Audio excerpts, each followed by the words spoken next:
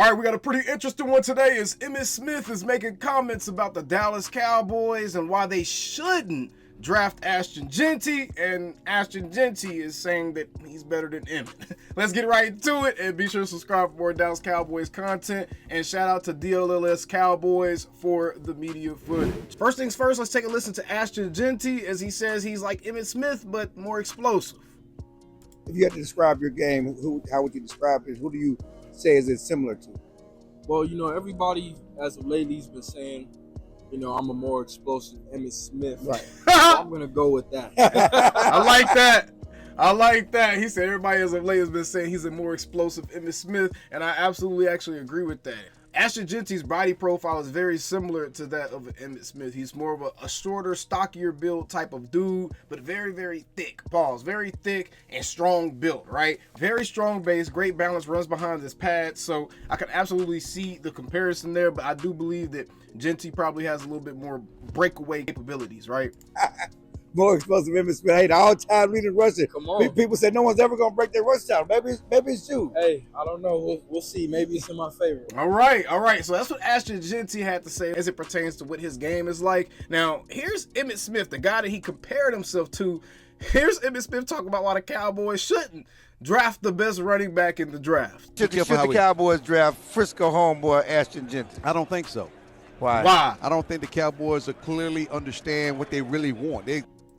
Emmitt, I don't think that you've been paying attention at all to what the Cowboys are actually doing. And I think this is a case of old head not really being in the loop and not doing his homework to figure out who some of these newer, younger guys are that the Cowboys are bringing in. Because remember, a lot of the coaches on this brand new coaching staff for the Cowboys, these are not homegrown products. These are not Dallas Cowboys made guys. These are guys that were all across the league. In some cases, some of these guys were in college, and the Cowboys went across the country and found some of the youngest, brightest minds to help them formulate a rushing attack. It's very clear what their plan is. Every move that they've made as it pertains to building this coaching staff up has been to build up a run game. Now, Emmitt, you my frat brother. In fact, I actually helped you open up the Salvation Army in Arlington, Texas, literally way back in like 2013 or something like that. So, we go way back, Emmitt, but I completely disagree right here. Completely disagree. Go on at the excitement and thrills and stuff, and they don't have a plan for them. Right. I see. This is why you have to start taking some of these older heads. You have to start taking their opinions with a grain of salt, because again, none of this sounds like anything reflective of what the Cowboys have done since the season has been over. It's very clear. A blind man can see what their plan is. Brian Schottenheimer actually specifically laid out what the plan was. Get back to the run game, work off the play action pass, marry the run game and the pass game, make it look the same, get back to using motions, more split cut actions. All this other stuff that Brian Schottenheimer's laid out, and he's actually backed it up with the hirings he's made. Clayton Adams, the offensive line guru, has had amazing run games pretty much everywhere he's been. Has helped the offensive line get better everywhere he's been. You get the Saints running back coach actually helped Alvin Kamara have the most yards of his career rushing the ball this season. That's actually insane when you really think about it, right? You get some of these guys that you're bringing in, it's very clear what your plan of action is. You're going back to running the ball. I just don't see.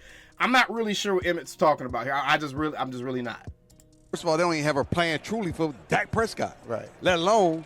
How don't they have a plan for Dak Prescott? It's very clear what the plan is for Dak Prescott. Again, they're trying to alleviate some of the pressure that's been on Dak the last few years in an offense that's been Dak heavy, an offense that's dependent on Dak to do too much, to do more than what his job actually encapsulates. It actually depends on Dak to make calls for the offensive line. I mean, Mike McCarthy's offense was very, very quarterback dependent. It's very, very dependent on everything going exactly how it needs to go, everything working to a T for it to operate properly. And we have a lot of young guys, and we have these guys on this team that don't quite grasp everything they're supposed to be doing, then all that falls on the quarterback. And then now you got a guy that's looking out trying to do more than one job, so he can't do his job as good as he should be doing. They have a plan for Dak. It's to run the ball more and to alleviate some of that pressure. I just... Emmitt, man, this ain't the take, bro. This is not a good take. CeeDee Lamb, where's the plan? And the plan that they have. And what do you mean? What plan? OG, what plan are you talking about? What plan are you discussing, sir?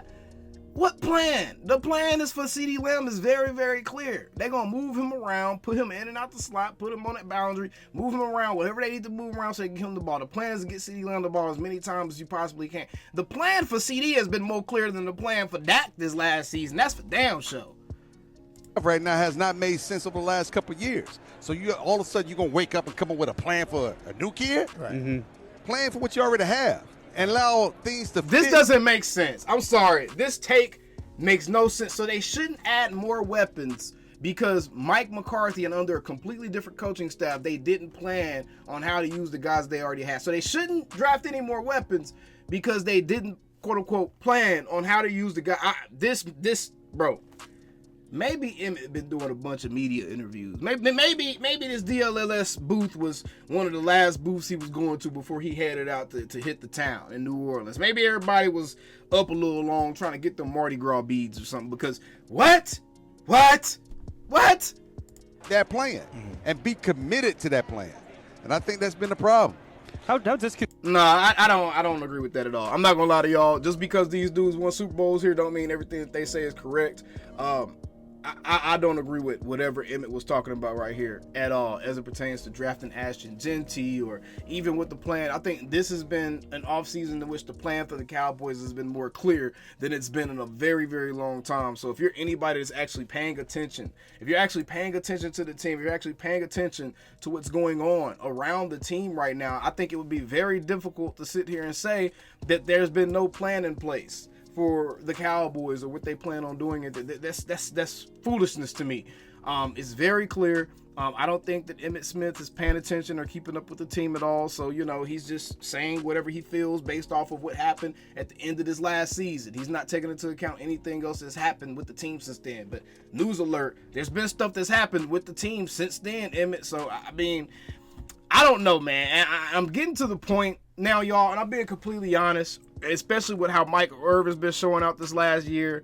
Emmitt and, the old Cowboys have gone rogue at this point, and they've gone rogue to the point to where I don't think some of them are really paying attention to what's going on with the organization. I don't think some of them actually have the access that we may hope that they would have, right? I don't think they have Jerry's ear the way that we would hope that they would have it, like a Michael Irvin or any of these guys. I don't think they have Jerry's ear the way that we think, because if they did, then I feel like the Deion Sanders thing would have been considered more heavily, and it would have been a real consideration and not just Jerry just called in and check up on old buddy.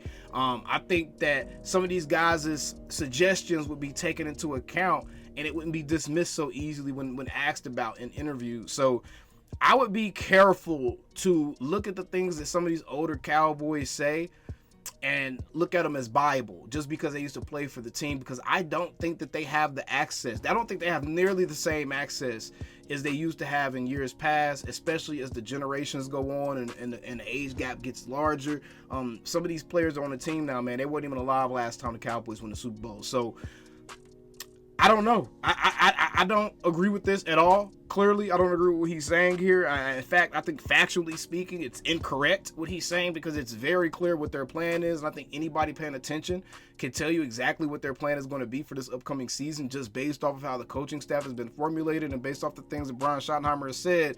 I think more than ever, we know the plan for the Cowboys right now. And I think that it's kind of unfair for Emmitt to say what he just said right here. First of all, we have to ask ourselves the question, what does it all in mean to the Cowboys? Right. Yeah. What does that really mean? Something way less than it means to the Eagles. I mean, and it is funny that he's asking the whole all-in thing, and they're all playing off of the whole all-in. See, this is where it gets disingenuous. The very person who took that all-in quote and ran with it is sitting there staring him in the face. He could tell you exactly what all-in means, because he's the one that misconstrued that quote and made all of y'all continue to hold on to that quote. The all-in thing Jerry said from the very beginning, it meant he was all in on paying Dak and CD and Micah. I'm so tired of hearing that, and Clarence Hill is right there looking at him, knowing what he did, just in his head like, yeah, I know what all in means, but I made it mean what I wanted it to mean. Oh my gosh, bro. Because we're talking all in the brand or all in on the operations? Right. And so I'm glad you about it, because It seems we talked about it. I keep saying it. You can't serve two masters. It seems No, like you cannot. they serving the brand more so than serving winning. Oh my goodness. More of the same griping and complaining and more of the same rhetoric. I'm sorry, y'all. Y'all can finish watching that on the DLLS channel. I can't continue to listen to more of the same rhetoric. The same rhetoric that's pushed all year long. There's no new value being added. It's just complaining and moaning and crying and just being upset and taking advantage of messed up quotes that you put out, Clarence Hill. You created the all-in narrative more than Jerry did, bro. You're the one that emphasized the whole all-in portion of it, then to make it where Jerry had to address the all-in thing on the next interview. And that's why we continue to talk about all-in.